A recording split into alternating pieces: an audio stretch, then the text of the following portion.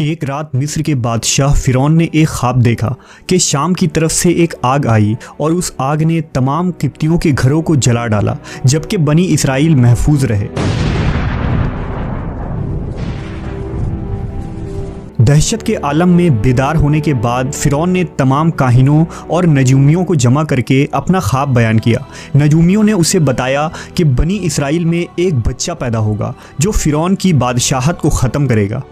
वो बच्चा कौन था और उसने फ़िरौन की बादशाहत का ख़ात्मा करके मिस्र की तारीख़ को कैसे बदल डाला, इस वीडियो में हम फ़िरौन के इस ख्वाब और उस पुरइसरार बच्चे के मुताल्लिक जानेंगे। फ़िरौन खुदाई का दावेदार और बड़ा जालिम और जाबिर बादशाह था। उसने बनी इसराइल को अपना ग़ुलाम बना रखा था। हालांकि वो हज़रत यूसुफ़ अलैहिस्सलाम के ज़माने से वहाँ रहा करते थे। हज़रत यूसुफ़ ने अपने वालिद हज़रत याकूब और अपने भाइयों के लिए ज़मीन का एक हिस्सा उस वक्त के फ़िरौन बादशाह रयान बिन वलीद से हासिल किया था। हज़रत याकूब की यही नस्ल बनी इसराइल कहलाई, जो मिस्र में खूब फली फूली। ये लोग हज़रत याकूब के दीन के पैरोकार थे, लिहाजा उस वक्त अल्लाह के नज़दीक ये सबसे बेहतरीन जमात थी। उन्होंने फ़िरौन को सजदा करने और उसे अपना रब मानने से इनकार कर दिया था। इसी वजह से बादशाह और उसके हवारी उन पर जुल्म सितम के पहाड़ ढाते और उनसे घटिया काम करवाते थे। फ़िरौन ने जब अपना ख्वाब काहिनों और नजूमियों को बताया तो उन्होंने इसकी ताबीर ये बताई कि बनी इसराइल में एक बच्चा पैदा होगा और उसके हाथों अहले मिस्र की हलाकत होगी।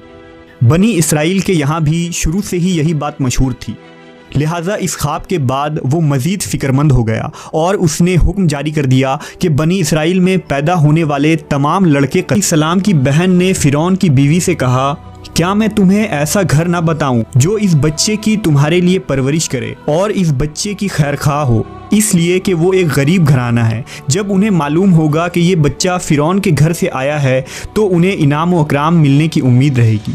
इस घर में नेक सीरत खातून है, वो इस बच्चे को बखुशी दूध पिलाना कबूल करेगी। फ़िरौन की बीवी ने कहा, चलो ठीक है। लिहाजा आपकी बहन उन्हें घर लेकर आई। वालिदा मोहतरमा ने बच्चे को दूध पिलाया तो आपने फ़ौरन दूध पीना शुरू कर दिया। अब चूंकि बच्चे ने किसी और का दूध पीना कबूल नहीं किया था, इसलिए वो खुद बच्चे को लेकर आते थे। इस तरह मूसा अलैहिस्सलाम की वालिदा का बेहद एहतराम होने लगा।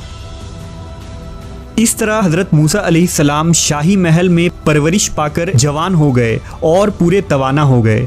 लिहाजा अल्लाह ने आपको नबूवत के मनसब पर फाइज किया। आपने बनी इसराइल को फ़िरौन से आज़ादी दिलाई और मिस्र से निकल गए। फ़िरौन बनी इसराइल को ख़त्म करने के लिए लश्कर लेकर रवाना हुआ। जब बनी इसराइल बहर अहमर के करीब पहुँचे तो अल्लाह ने उनके लिए दरिया के बीच से रास्ता खोल दिया। ये वही मौका था जब फ़िरौन का वो ख्वाब पूरा होने वाला था और उसकी बादशाहत और लाओ लश्कर तबाह व बर्बाद होने वाली थी। बनी इसराइल तो समुंदर के पार चले गए, मगर जब फ़िरौन अपने लश्कर समेत उनके पीछे आया तो समुंदर का ये रास्ता बंद हो गया और वो अपने लश्कर समेत उस समुंदर में गर्क हो गया।